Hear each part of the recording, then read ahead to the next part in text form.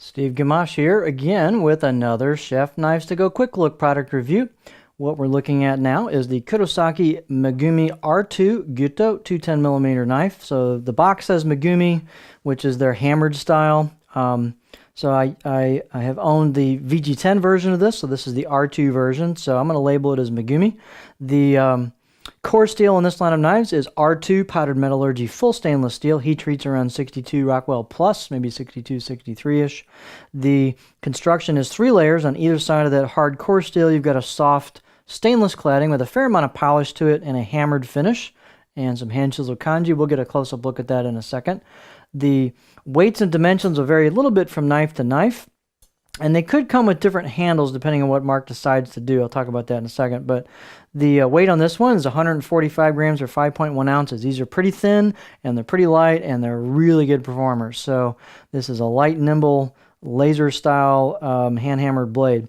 The edge length is 216 on this particular one. These will vary a little bit from knife to knife because they're handmade, about 8.5 inches.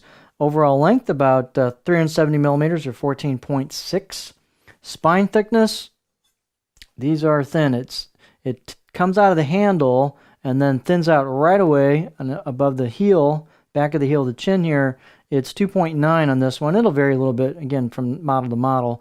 But this particular one, about halfway down, is about 1.75 and then stays that way and then maybe even grabs just a bit back of thickness and then skinny, skinny tip. So this baby flies through stuff. The height on this is 47 millimeters, so plenty of height for this size knife. The handle that Mark is putting on right now is an octagonal ambidextrous walnut with a maple ferrule. This particular one has got pretty smooth fit and finish on it, real smooth between the ferrule and the walnut, and then nice tight install. The circumference is about 76 millimeters or 3 inches where the two woods meet, which is typically where I measure a handle. You might also possibly see these at some point in the future with the rosewood black packawood handles. It just depends how Mark wants to treat them. So these he got in, I guess, without handles, and they put their own type of handle on there. So anyway, you could see them the other way as well. So that could influence the weight just a little bit. Those are the rosewood ones will be just a little bit heavier. So let's take a close-up look at this blade. It is light, nimble, and really strong performer. And I'm going to see if I can get a good shot. It's hard. It's a fairly shiny finish on it. That's probably about as good as I'm going to do here. What can I do with that? We'll try that. I'm trying to get a good shot for the web here. So you can see the core steel and the edge delineation mark there where the core steel is peeking through from the cladding. And then you can see the hammer marks there. And again, it's a fairly high polish on this. You've got some really well executed hand chisel kanji. You can feel them when you move your fingers over there. So that's on the right side of the blade. This is a pretty well 50-50 ground blade, so great for lefties or righties. I'm a lefty, had no problems at all with it. Here's the left side of the blade, plain, but with your hammering on there. Again, there's a fairly shiny finish on there. There's your cladding. Good fit and finish all the way around. Really excellent fit and finish. You got a little bit of relief on the spine, nice relief on the choil. As I said, the out-of-the-box edge is really nice on this, about a 6, maybe 7 out of 10. Nice and sharp out of the box. Skinny tip. This thing flies through soft product. Very, very low wedging through. If I was going to process a case of cabbage, this would be one of the first knives I would think of to grab because it just blows through like you're halving and quartering doesn't get stuck. It just blows through there really nice. Great through sweet potatoes, carrots, very, very, very low wedging. Nice clean cuts, no cracking. It just really does a nice job.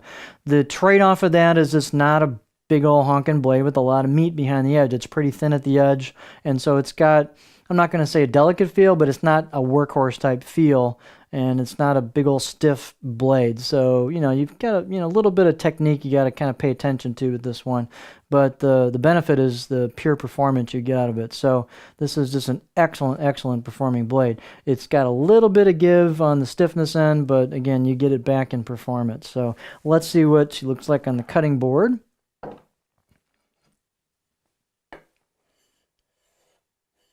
It's actually sharp enough that it's trying to dig into my cutting board. Right in the middle, it's digging into my board and kind of dragging on me. So here's the profile. If I can get past, you can probably hear it. Here's what the profile looks. You got a little bit of a flat at the heel. It kind of stops into the heel. There's not much back belly here. You got a little bit of flat, then kind of a fairly gentle belly towards the tip. And I can get, I start digging in about right there. So we don't have a lot of aggressive belly on the tip. So this is not going to rock high. Your knife might have a little different profile than this. They can vary just slightly from knife to knife, but fairly low tip on there. Almost a Santoku-ish shape to it. I don't know if they're all going to be that way, but the 240 is similar to that. So this is really good for maybe chopping, push-pull cuts, guillotine glide, pure rocking over medium to tall stuff. Probably not strong point on this, but it feels really good on the board. This thing's just so sharp that it's digging in to my board, but really nice feel on the board. Played around with it a fair amount. It's just a really pretty, really nice, well-executed blade. So there we have the Kurosaki Megumi or hammered R-2 Gyuto 210mm knife.